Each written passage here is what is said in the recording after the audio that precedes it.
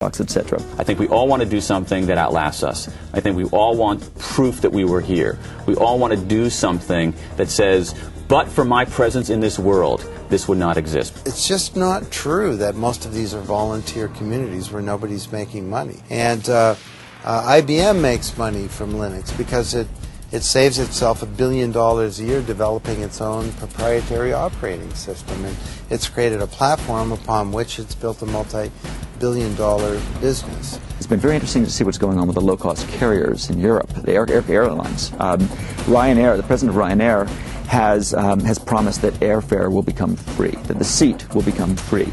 Now, how can that be? Well, because they're not in the seat business anymore. They're in the broad travel business, so they're making the money from, the obvious things like the rental car and the hotel reservations. Now what's happened again in this internet age is that these communities are becoming so visible that it's becoming very difficult for manufacturers to use their antibodies and keep this stuff out. The good news about many of these technologies is they're already here. They're just slowly becoming distributed. It's beginning to fundamentally change the way that we create goods and services and the way that we innovate in society. And this has big implications if you're General Motors and Citicorp, and it also has big implications if you're a little two-person business. There's been a systematic shift in industry after industry from selling commodities to products, products to services, and services to experiences. So Ford, for example, now is setting up user communities around their sync entertainment systems in their cars. They thought, well, maybe we would develop that as Ford. And now they're saying, you know what? Our community can develop that stuff. Now, do I think that tomorrow we're going to be able to build, a Boeing or an Airbus using a completely networked, peer-based model? I don't think so. But that's clearly the way the tide is going.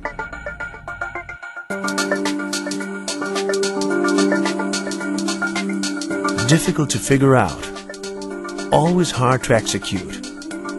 The future of management, who knows, may not strictly follow the pattern behind the new social networking technologies, but for sure, it will rewire people, structures, systems, inside out, into a new interconnected human organization with innovation engraved on its DNA.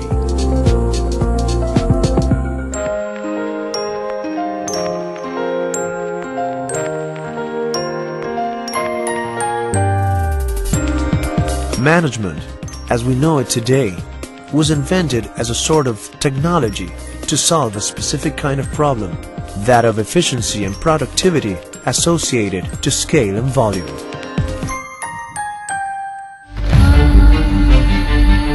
If you go back through human history, I think you're absolutely right. There really were only two ways of organizing human effort at scale. One was the bureaucracy, and you would have found that in the Roman army or under the pharaohs. And then, of course, you had markets, because as far back in human history, people were trading and coming together. Last century, you had machines replace our physical strength. Now you have software replacing this kind of part of our brain. Anything that can be done by a computer will be done by a computer, and many things that you never thought could be done by a computer will be done by a computer in this century. The abilities that used to matter most in work, the abilities that we associate with the left side of our brain, logical, linear, sequential spreadsheet abilities, still matter, but they matter less. And it's now abilities characteristic of this hemisphere of the brain: artistry, empathy, inventiveness, big picture thinking.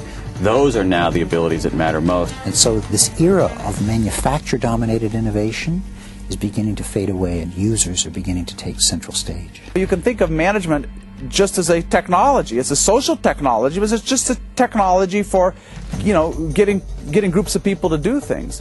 And I think what we often kind of forget is that technology was invented to solve a very particular kind of problem, which was productivity and efficiency. The form of the firm is even more out of sync, in that it calls for essentially, as Gary Hamel might say, as I agree, it calls for essentially smart people starting with a blank sheet of paper. It's it's disintermediating the process. It's shortening supply chains. It's making information flow more effectively.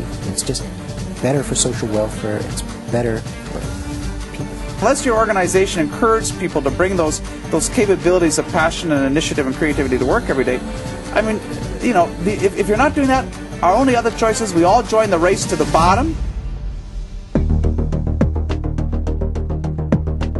If we can legitimately think of management as a technology, just as technology changes and evolves, is management changing and evolving? Is there anything innovative in today's innovation management?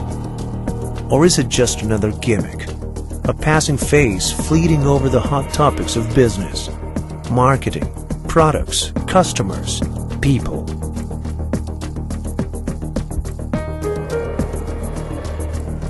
You can't treat people like semi-programmable robots anymore. You really have to create an environment where they want to give you the gifts of their passion, their creativity. The assumption is they want more money, but perhaps they don't want more money. Perhaps they just need to make their life better. All of those challenges, becoming more adaptable, deeply innovative, creating engaging places to work, those are things that our old management model is not very good at delivering. You have a new generation of folks coming to work today that simply don't want to work in the old hierarchical models. I actually think that these abilities that are hard to outsource and hard to automate, these abilities like design and storytelling and seeing the big picture, I think that they're fundamentally human abilities, that they're abilities that all of us have. We have to find ways of aggregating